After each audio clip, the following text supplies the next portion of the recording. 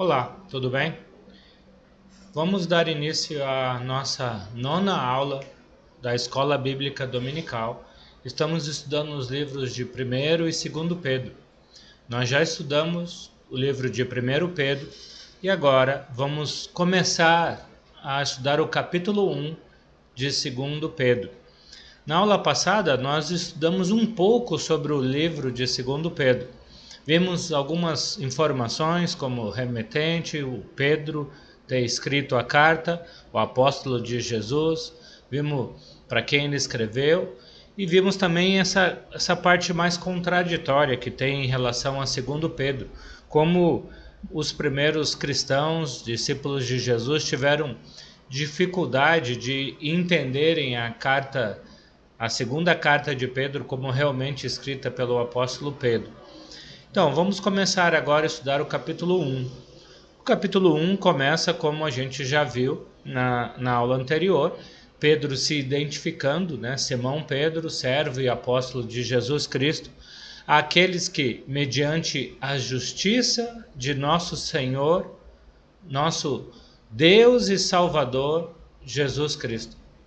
Então, Pedro começa agora falando de Jesus como Deus e Salvador, no versículo 1. No versículo 2 ele diz: graça e paz lhe sejam multiplicadas pelo pleno conhecimento de Deus e de Jesus, o nosso Senhor.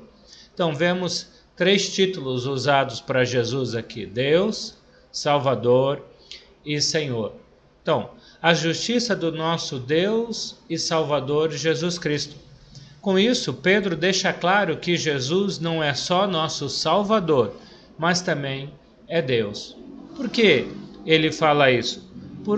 Porque muitos gnósticos no 2º século, no 3º século, uma das primeiras heresias que começaram a surgir, uma das primeiras falsas doutrinas que começaram a surgir sobre Jesus, era negar que Jesus era Deus. Até hoje, podemos encontrar religiões que negam que Jesus é Deus.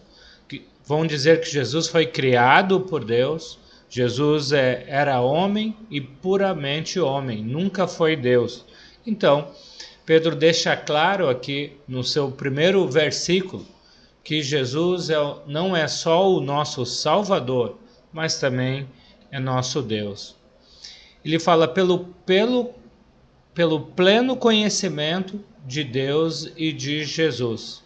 Então, se os falsos mestres afirmavam que tinham um novo conhecimento, Pedro está falando para nós cristãos que através de Deus, através de Jesus, temos o pleno conhecimento, ou seja, tudo que você e eu precisamos saber para obedecer a Deus, para obedecer a Jesus, para fazer a vontade de Deus e de Jesus, já está revelado nas Escrituras. A Bíblia é suficientemente plena de conhecimento para que você e eu possamos nos relacionar verdadeiramente com Deus. E ele termina o versículo 2 falando que Jesus é o nosso Senhor. Ou seja, quem tem Jesus como Deus, quem tem Jesus como Salvador, também o tem como Senhor. E Senhor quer dizer aquele que controla a minha vida, aquele que está no controle das minhas decisões e emoções. Então, nesses primeiros 2 versículos, a saudação de Pedro convida você e eu para realmente olharmos para Jesus e pensar o que ele é na minha vida. Um cara legal, uma pessoa que eu acho legal ler na Bíblia e ver os milagres que ele fez, as curas, as palavras, as histórias de Jesus, ou Jesus é meu Deus, meu Salvador e o meu Senhor. Agora, a partir do versículo 3 até o versículo 11, Pedro fala, olha, se temos Jesus como Deus, Salvador e Senhor, temos certeza da salvação. Ou seja, temos certeza que depois desta vida aqui na terra, vamos continuar vivendo com Deus nos céus, com Jesus nos céus. porque só vai ser lá no céu uma continuidade de algo que já começou aqui na terra. E, portanto, para mostrar isso, Pedro vai usar algumas palavras que eram bastante conhecidas pelos gregos na época que ele escreveu essa carta, em torno do ano 65. Só que ele vai pegar algumas palavras gregas e vai trazer para uma forma, vamos dizer assim, mais bíblica, mais à luz das Escrituras. Pedro fala no versículo 3: seu divino poder nos deu todas as coisas que necessitamos para a vida e para a piedade.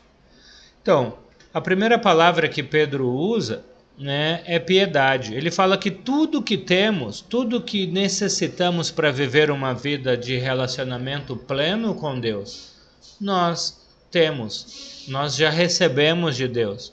E com isso temos condições de viver uma vida de piedade. A palavra piedade, talvez hoje, 2000 anos depois de ter sido escrita ou usada por Pedro, pode ter uma ideia diferente do que Pedro tinha em mente. Como assim? Quando a gente pensa na palavra piedade, a gente pensa também muito na palavra caridade, né? O que é ter piedade? Muitas vezes a gente pensa, bom, ter piedade, eu estou andando na rua e eu vejo uma pessoa moribunda ali na calçada, pedindo uma esmola, pedindo uma comida, e eu compro um alimento para essa pessoa ou dou um dinheiro para ela poder se manter. Eu agi com piedade, eu agi com caridade. Porém, os gregos usavam a palavra piedade para falar do zelo, do cuidado, do serviço que eles tinham para com seus deuses. Então, tinha algum devoto de algum determinado deus no Império Grego, no Império Romano, e essa pessoa tinha o cuidado de manter o templo limpo, o templo ornamentado. De repente, se tinha uma estátua de um determinado deus, ele tinha um cuidado de colocar, às vezes, até alimentos ao pé dessa estátua para manter o deus com alimentos que, de repente, ele imaginava que ele iria gostar de comer e assim por diante. Então, os gregos usavam a palavra piedade para falar do serviço e dedicação que eles tinham para com seus deuses. Então, podemos dizer que, na Bíblia, piedade não é simplesmente ter misericórdia de alguém, mas ter temor e respeito a Deus. Piedade nos remete a amar a Deus e, por amor a Deus, vamos servir ao próximo. Então, piedade é amor e serviço. Piedade quer dizer que vamos servir a Deus com o melhor que somos, com o melhor que temos. Uma outra palavra que vemos aqui no versículo 3 é virtude. Ele vai falar por meio do pleno conhecimento daquele que nos chamou para sua própria glória e virtude. O que quer dizer virtude? Então, os gregos usavam a palavra virtude para falar de excelência moral. Então, pessoas que viviam assim numa conduta correta, num comportamento correto, elibato. Pessoas que não davam maus exemplos.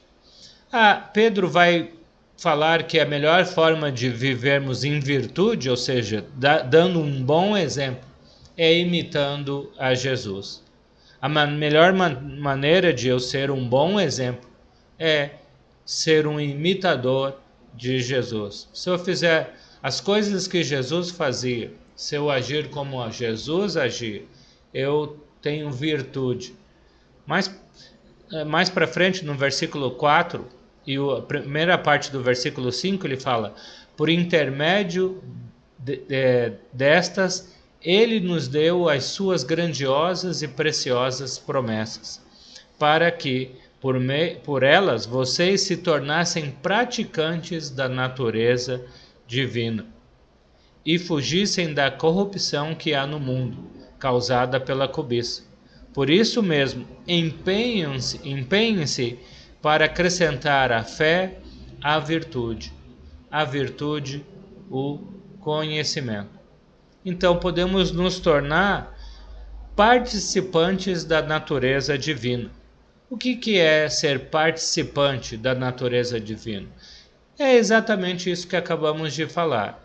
Ser imitadores de Jesus, agir com a mesma natureza que Jesus agia. Porém, quero chamar a sua atenção para a palavra empenhe-se. No versículo 5, ele fala, por isso mesmo, empenhe-se para agir com virtude. Né? Versículo 5, empenhe-se para acrescentar a sua fé à virtude. Empenho é esforço. Então, Pedro está falando para você e para mim que se você e eu quisermos viver uma vida correta, uma vida onde obedecemos a Deus, em que somos fiéis a Deus, é necessário esforço. As coisas no mundo cristão não acontecem naturalmente. Sem esforço, você e eu vamos nos desviar da vontade de Deus. Ninguém consegue ser fiel a Deus sem se esforçar para fazer a vontade de Deus. A graça de Deus é imensa. Ela foi doada ao homem, porém existe a parte que compete ao homem, que é o quê? Ser perseverante, viver no caminho da perseverança. E para você e eu sermos perseverantes, é necessário nos esforçarmos para fazermos a vontade de Deus. Às vezes a gente acha que para fazer a vontade de Deus, a gente tem que deixar a nossa própria natureza seguir o seu curso. Isso não é bíblico. Se eu não estar intencionalmente pensando, agindo em propósito de fazer a vontade de Deus, eu vou fazer as minhas próprias vontades e vou me afastar de Deus. Deus providenciou todas as coisas para podermos ser fiéis a Deus. Ele nos providenciou a graça. Deus nos deu a salvação gratuitamente. Porém, para eu permanecer na salvação, para eu permanecer fiel a Deus, eu preciso me esforçar. Então, podemos dizer que a salvação envolve duas partes, a parte de Deus e a parte do homem. A responsabilidade divina e a responsabilidade humana. A responsabilidade divina já foi feita. Deus já enviou Jesus para morrer na cruz por você e por mim. E para nos garantir, para termos a certeza da salvação, da qual Pedro está falando. Mas para a gente permanecer fiel, para eu permanecer na salvação, é necessário a minha parte, que é me esforçar para agradar a Deus. Versículo 8. Ele vai falar que nosso Senhor Jesus Cristo. Essa frase, nosso Senhor Jesus Cristo, aparece várias vezes aqui em 2 Pedro. Como eu já disse, como forma de Pedro combater os falsos mestres que diziam que Jesus não era Senhor, não era Salvador, não era Deus. Então, você está vendo aqui no versículo 8 essa expressão, nosso Senhor Jesus Cristo? Lendo o 2º capítulo de Pedro, 3º capítulo de Pedro, você vai encontrar várias vezes a expressão Jesus nosso Senhor, Jesus nosso Salvador. Versículo 9. Todavia, se alguém não as tem, está cego, só vê o que está perto, esquecendo-se da purificação dos seus antigos pecados. Em outras palavras, como já acabamos de ver, para ser fiel a Deus, eu preciso me esforçar todos os dias. Todos os dias que eu abro os meus olhos, eu tenho que tomar uma decisão. No dia de hoje, eu vou ser fiel a Deus, eu vou fazer a vontade de Deus, ou eu vou fazer as minhas próprias vontades. Eu vou agradar a Deus ou vou agradar a este mundo? Eu vou agradar ao Espírito Santo ou vou agradar a minha carne? E Pedro está dizendo que as pessoas que não têm essa sabedoria, que não têm esse discernimento para entender que a vida cristã é uma jornada que começou no dia do nosso batismo, no dia do seu batismo, e vai durar até a sua morte ou até a volta de Jesus, é míope. É uma pessoa que só enxerga o que está perto, não consegue enxergar o que está distante.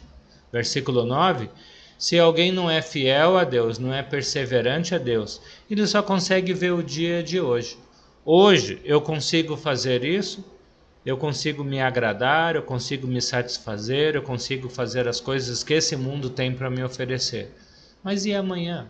E depois da minha partida desta terra?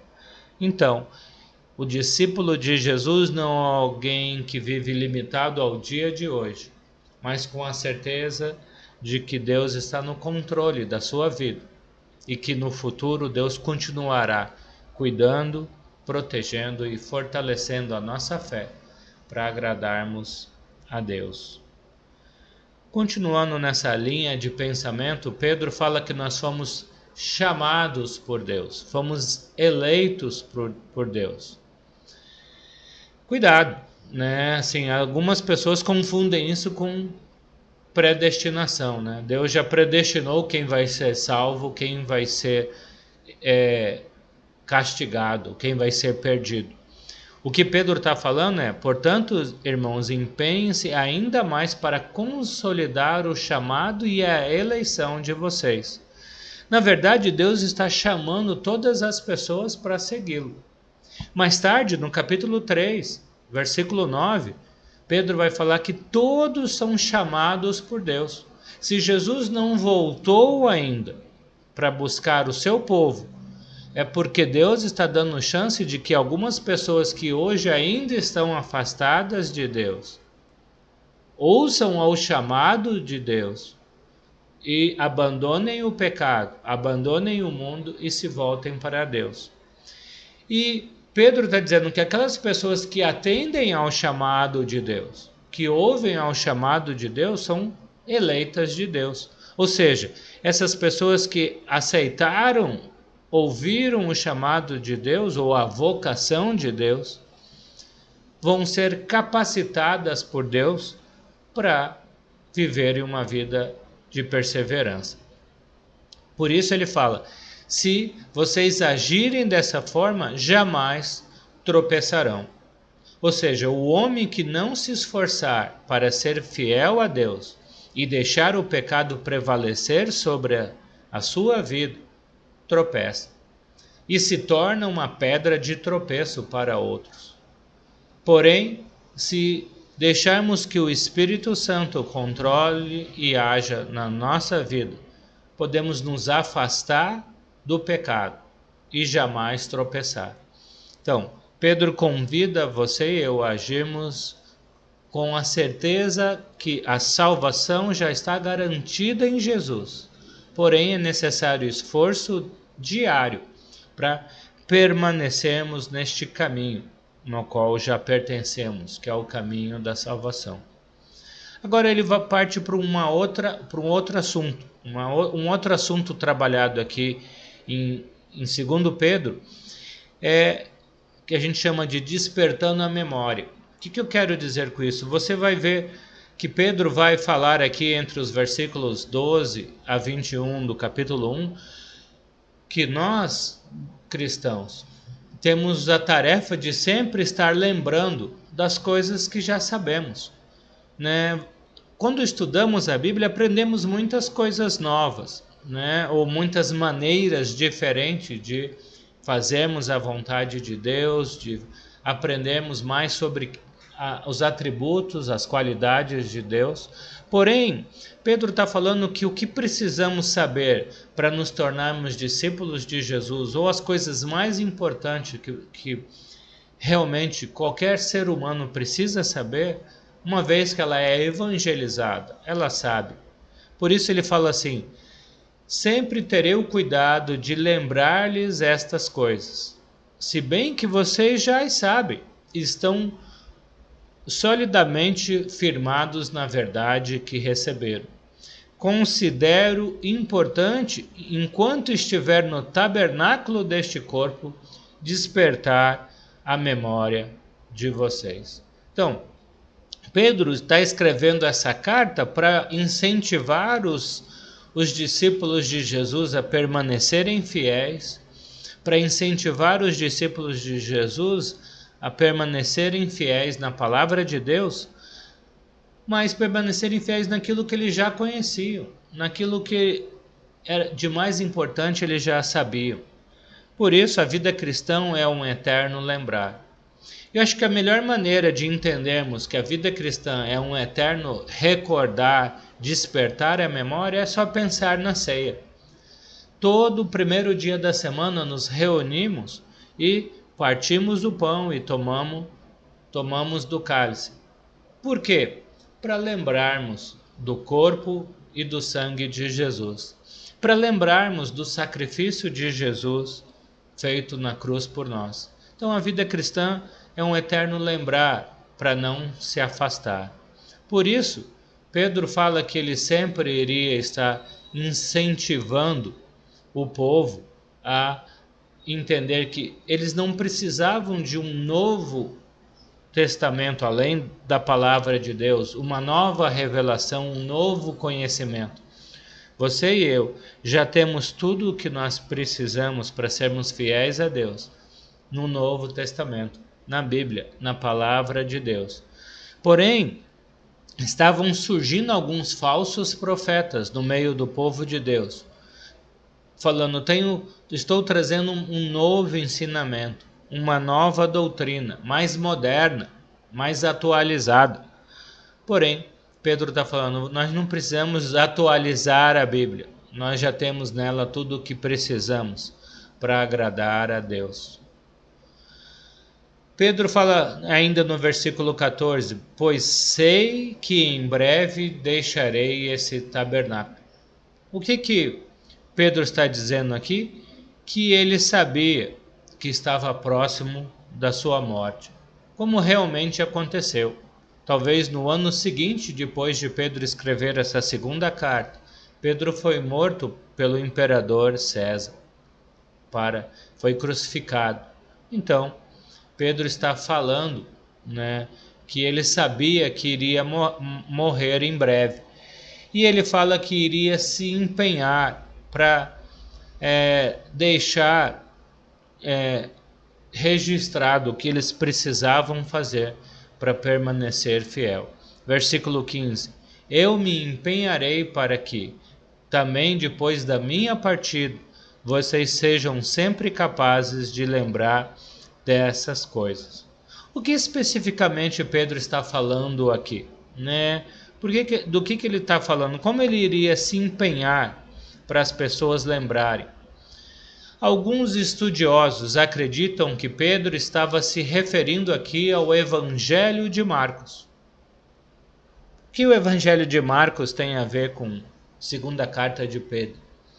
Na verdade, muitos historiadores acreditam que quando Marcos escreveu o Evangelho de Marcos, João Marcos, sobrinho de Barnabé, escreveu o Evangelho de Marcos, ele estava com Pedro em Roma. E Pedro deu todas as informações que Marcos precisava saber. Marcos, que era muito criança, muito jovem na época do ministério de Jesus, não conviveu com Jesus. Muitos historiadores cristãos vão dizer que Marcos aprendeu muito de Pedro. Pedro não escreveu um evangelho como Mateus, como João, porém, muitos acreditam que Pedro instruiu Marcos para escrever o Evangelho de Marcos. Então, talvez essa expressão de Pedro, eu me empenharei para que vocês não esqueçam, do Evangelho, não esqueçam de Jesus como Senhor, Deus e Salvador, se refere não só às suas duas cartas, 1 e 2 Pedro, mas talvez ao Evangelho de Marcos, que contou com a ajuda do apóstolo Pedro. Versículo 16. Pedro diz, de fato, não seguimos fábulas engenhosamente inventadas, quando lhes falamos a respeito do poder e da vinda de nosso Senhor Jesus Cristo. Pelo contrário, fomos testemunhas oculares da sua majestade. Pedro deixa claro aqui que tudo que ele estava falando aqui, escrevendo, ensinando, não era uma fábula, não era coisas inventadas pelo homem. Pedro não estava falando nada da sua própria ideia, da sua própria opinião. Pedro estava falando o que ele testemunhou durante 3 anos no ministério de Jesus. Então, por que Pedro era um apóstolo de Jesus? Por que Pedro foi chamado por Jesus para ser um apóstolo? Por causa do seu testemunho ocular. Pedro era um apóstolo porque ele testemunhou com seus próprios olhos as coisas que Jesus viu, as coisas que Jesus fez, as coisas que Jesus disse. Ele ouviu com seus próprios ouvidos os ensinamentos e as instruções de Jesus. Mais tarde, no versículo 17 e 18, Pedro vai falar: ele recebeu honra, falando de Jesus, ele diz: Jesus recebeu honra e glória da parte de Deus Pai, quando da suprema glória lhe foi dirigida a voz que lhe disse: esse é o meu filho amado, em quem me agrado. Versículo 18: nós mesmos ouvimos essa voz vinda do céu, quando estávamos com ele no Monte Santo. Pedro está falando, parece que eu ainda estou ouvindo nos dias de hoje ainda, 30 anos depois do acontecido, eu ainda ouço a voz de Deus testemunhando Jesus como Filho de Deus, como igual a Deus, como enviado de Deus. Pedro era uma testemunha ocular das coisas que Jesus fez. Pedro ouviu a voz de Deus afirmando ser Jesus o Senhor e Salvador. Quando que isso aconteceu? Quando que Pedro ouviu essa voz de Jesus? Eu não estou me referindo aqui ao batismo de Jesus, porque o versículo 18 ele fala, ele ouviu isso quando estava no Santo Monte. Ou seja, Mateus capítulo 17, Jesus está num monte e nesse monte Jesus é transfigurado. E Jesus apresenta-se a Pedro, a João e a Tiago, seus apóstolos mais próximos, na sua forma poderosa, na sua forma divina. E com isso, Moisés e Elias aparecem ao lado de Jesus e adoram Jesus como Deus. E Pedro fala, e nesse momento Deus falou, Deus declarou que Jesus era Senhor e Mestre. Qual foi o objetivo de Pedro citar essa transfiguração de Jesus aqui? Nos versículos 19 a 21, Pedro vai falar que o objetivo de ele estar falando de Jesus é para provar que o Evangelho não é invenção de homem, mas é a pura verdade, é a pura vontade de Deus revelada a nós. Pedro era testemunha ocular das coisas que Jesus fez, das coisas que Jesus ensinou, porque ele ouviu a declaração de Deus que Jesus foi aprovado por Deus para fazer tudo o que ele fez. Homens foram usados poderosamente pelo Espírito de Deus para escreverem tudo o que temos na Bíblia. Mateus, Marcos, Lucas, João relatam todos os feitos de Jesus, desde o seu nascimento até a sua morte, ressurreição e ascensão. E as demais cartas, como essas cartas de Pedro, revelam a vontade de Deus para a sua vida e para a minha vida. A maior prova de que tudo que esses homens escreveram é verdadeiro, tudo que eles falaram, eles testemunharam que viram e ouviram, é o fato desses homens como Pedro, como Paulo e tantos outros terem morrido de forma cruel, esquartejados, crucificados, queimados, e não negarem a fé deles, por acreditarem no que eles estavam falando. Somente pessoas que morrem de forma cruel, sem negar a fé que eles têm, é porque viram algo especial, porque foram tocados, transformados por algo especial. Então, não estamos seguindo um evangelho escrito por pessoas que só estão dizendo ideias humanas, mas seguimos a palavra de Deus, registrada por homens guiados pelo Espírito Santo, para nos mostrar a vontade de Deus para a sua vida e para a minha vida. Que o Senhor nos abençoe para consigamos colocar em prática tudo isso que temos aprendido. Eu vejo você na próxima aula, quando vamos continuar estudando o livro de 2 Pedro. Amém?